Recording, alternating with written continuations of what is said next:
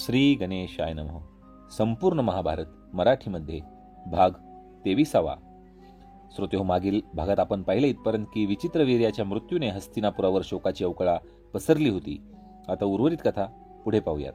सत्यवतीला सुंदर तरुण विधवा सुनांच्या शून्य झालेल्या जीवनाकडे पाहून बडबडून येई. लहानपणापासूनचे आपले आयुष्य तिला आठवे व वाईट वाटे. सुखाचे आभासच आपल्या भाग्यात आहेत. सुख मिळावे तोच ते दैवाने हिरावून न्यावे.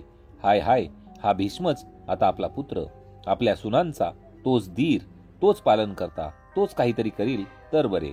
त्याची प्रतिज्ञा मोडून तो विवाह तर करील. मी त्याला मुले होतील तर आपला वंश शंतनूचा वंश तरी चालेल.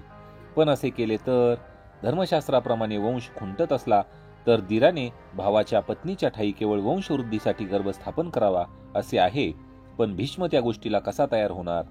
विचारून तर पाहू. सत्यवती वारंवार अशा तऱ्हेने विचार करीत बसे. काही दिवसांनी तिने धीर करून भीष्माजवळ हा विषय काढलाच. छे आई, माझी प्रतिज्ञा मोडून मी हा अधर्म करणार नाही, तो म्हणाला. पण तूच तर त्यांना जिंकलेस. त्या दोघी धर्माने तुझ्याच आहेत आणि असे करणे सुद्धा धर्माला धरून आहे. सत्यवती समजूत घालत म्हणाली, मी तुला प्रतिज्ञेतून मुक्त करते. माझ्यासाठीच ना प्रतिज्ञा घेतलीस तू. पण आई, ही गोष्ट माझ्याकडून कालत्रयीही घडणार नाही. तुला इष्ट वाटत असेल तर शास्त्रानुसार तू वेदज्ञ, तपस्वी व श्रेष्ठ आचरणशील अशा ब्राह्मणाची या कामी योजना करू शकतेस. सत्यवती त्यावर काय बोलणार? असा कोण आहे ब्राह्मण? आणि असला तरी त्याने आपले ऐकले पाहिजे. ती विचारात पडली. तोच तिला आपले सारे जीवन आठवले. आई, माझी केव्हाही संकटाच्या वेळी तू आठवण कर. मी तुझ्या साह्यास धावून येईल. हे शब्द तिला आठवले. होय, कोणाचे बरं हे शब्द? सत्यवतीला आठवले. ते शब्द व्यासांचे. कृष्णद्वीपात वाढलेल्या व पराशर ऋषींपासून झालेल्या आपल्या अगदी पहिल्या मुलाचे. आज कधी नव्हे ती आठवण झाली. ती भीष्माला म्हणाली, भीष्मा, कुलधर्म अबाधित राहावा हा तुझा व माझा एकच विचार आहे असे मी समजते. आता मी कधीही कोणाला न सांगितलेली माझी कहाणी तुला सांगणार आहे. माझे शांतनू राजाशी लग्न होण्यापूर्वी मला पराशर ऋषींपासून एक पुत्र झाला आहे. मी त्यावेळी अगदीच लहान नव्हते. नुकतेच तारुण्यात पदार्पण केलेले होते. नौका चालविण्याचे कामही मी नुकतेच करू लागले होते. धीवर कन्येला दुसरे काय करता येणार? त्यावेळी माझा पिता कधी कधी कामापासून दूर जाई. मी एकटीच नौका चालवीत असे. पराशर नावाचे तेजस्वी ऋषी एकदा त्या नौकेत बसून पैलतीराकडे जात होते. त्यांना माझा मोह पडला.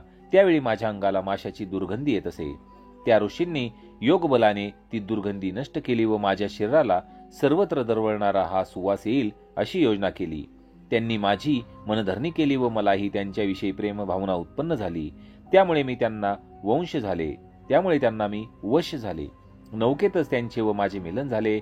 नौकेभोवती त्यांनी दाट धोके उत्पन्न केले होते. मला पुढे जो पुत्र झाला तो काळा सावळा होता. तो मी नदीतच एका मोठ्याशा बेटावर वाढविला. त्या बेटाला आम्ही कृष्णद्वीप म्हणत. तो मुलगा काळाच होता म्हणून त्याचे नाव मी कृष्णद्वैपायन ठेवले.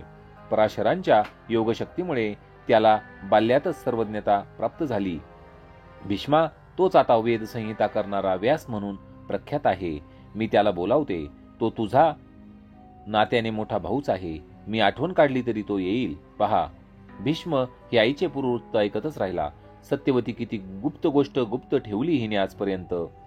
धन्य आहे श्रीचरित्राची, तो मनोमन आश्चर्य करीत राहिला. सत्यवतीने खरोखरच व्यासांचे स्मरण केले आणि कृष्णद्वैपायन व्यास खरोखरच तिच्यासमोर उपस्थित झाले. त्याला पाहून सत्यवतीला पहिल्या वात्सल्याचा नवा उमाळा आला. अत्यंत प्रेमाने त्याची भेट घेऊन ती म्हणाली, बाळा, किती मोठा झालास तू. तुझे डोळे फारच भेदकपणे पाहतात रे. तुझे केस तांबूस व पिंगट दिसतात. तुझा वर्ण तर काळा सावळाच आहे. सत्यवती त्यांचे आपादमस्तक निरीक्षण करत होती. व्यास दिसायला सुंदर नव्हते, फारच उग्र दिसत होते. आई, वचन दिल्याप्रमाणे मी आलो आहे. काय काम आहे? व्यासांनी तिला विचारले. हो, कामच आहे माझे, सत्यवती म्हणाली. तिने त्याला सर्व वृत्त समजावून सांगितले. सांगता सांगता तिच्या डोळ्यातून अश्रुधारा वाहत होत्या. पती व दोघे पुत्र यांच्या मृत्यूचा आघात तिला सहन झालेला नव्हता. व्यासांनी सर्व काही ऐकले. त्यांच्या ज्ञानदृष्टीने त्यांनी ओळखले की वंश सातत्याची सत्यवतीला चिंता लागून राहिली आहे. अंबिका व अंबालिका यांना तू पुत्रदान द्यावेस अशी माझी इच्छा आहे. एकाच वाक्यात सत्यवतीने त्यांना सांगितले. व्यासांनी विचार करून म्हटले, त्यांनी वर्षभर उत्कृष्ट व्रत आचरण केले पाहिजे. नाही, भीष्म राज्य करत नाही. राजाशिवाय हस्तिनापूर राहणे योग्य नाही. अराजक माजेल. तू काहीही करून दोघींना लवकरात लवकर गर्भ राहतील असे कर. मग माझी विरूपता त्यांनी सहन केली पाहिजे. त्या सहन करतील तर तेही कठीण व्रतासारखे होईल. जा, त्यांना अनुकूल करून घे, त्यांना समजावून सांग. सत्यवतीने अंबिकेला सर्व परिस्थिती समजावून सांगितली. परपुरुषाशी संबंध ठेवण्यास तिचे मन तयार होईना. काय हे आपल्या आयुष्याचे दिंडवडे असे तिला वाटू लागले. पण शेवटी सारासार विचार करून त्या तरुण सुंदर काशी राजकन्येने वैधव्यातील दुःखात असताना त्या कृत्यास संमती दिली. श्रोतेजन हो, अंबिकेने त्या रात्री प्रथम जेव्हा व्यासांना पाहिले, त्यांचे कुरूप शरीर पाहून भीतीने तिने डोळे घट्ट मिटून घेतले. पण तिने वचन दिल्याप्रमाणे व्यासांना धर्माला अनुसरून गर्भस्थापना करून दिली. अंबिकेने डोळे घट्ट मिटून घेतले, त्यामुळे व्यासांनी ओळखली की हिला जो पुत्र होईल तो अंधळाच होईल. सत्यवतीने विचारले, अंबिकेला गुणवान व राज्य करण्यास योग्य असाच पुत्र होईल ना?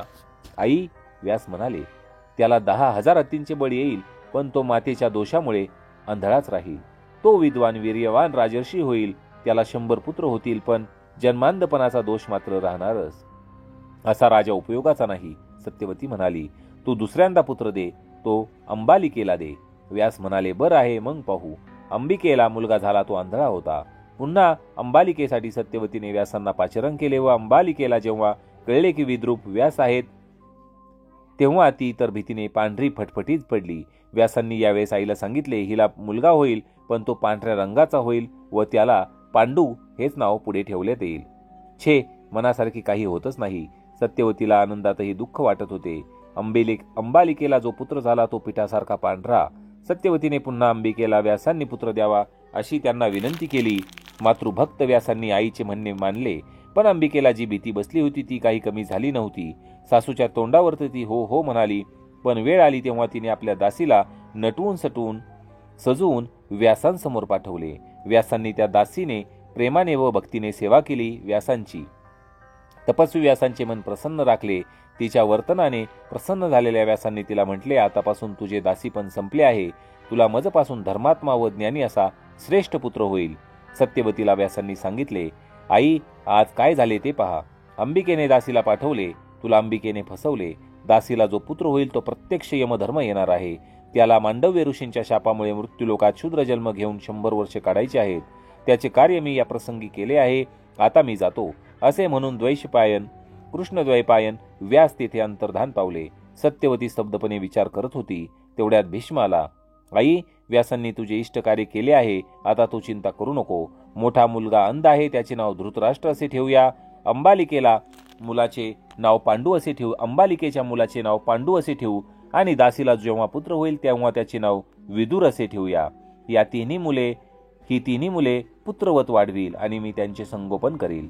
सत्यवती आपला सर्व भूतकाळ व वर्तमान काळ यांचे गणित करत होती.